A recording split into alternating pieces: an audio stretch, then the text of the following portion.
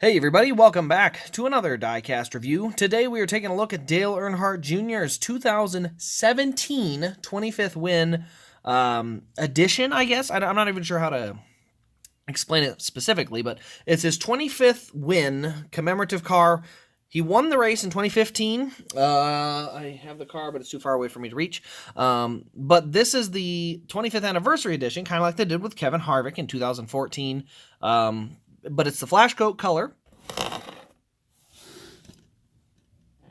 Oh, move that here. And it ran, or was made, 2 years after the actual car. So I'm not 100% sure why that is, but you can see here, got Dale Earnhardt Jr. 2017 style box. There's the render of the car. Obviously, it is the lefty style box, I should call it. And Dale Jr. requested his box be made like this so he could sign the cars, because they'd have them in these boxes, because this is how they would come out of the souvenir hauler.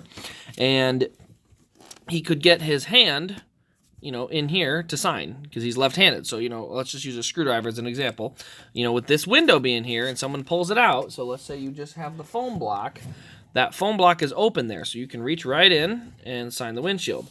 When it's the opposite direction, you have to try and sign like this. You have to kind of go over the foam and try to sign. And that is why Dale Jr. gets specifically different boxes. And that's one of the reasons I think Dale Jr. is one of the most fan-friendly drivers ever, especially for being the most popular of the sport. Anyway, flash coat color there, by the way, and let me do the quantity quick before I go further. 1 of 888. Go figure.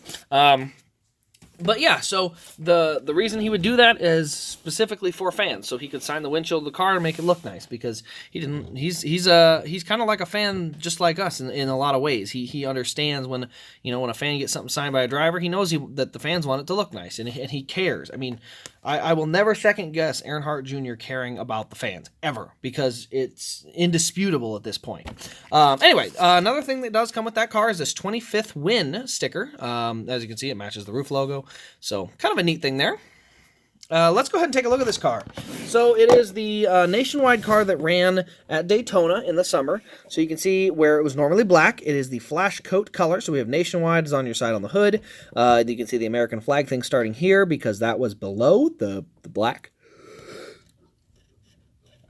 You see we got the what do you call that? Diamond plate, number 88. I'm not sure what you want to call it, but anyway, it's the texture of the 88 there. You can see all the little confetti bottles and pieces over there.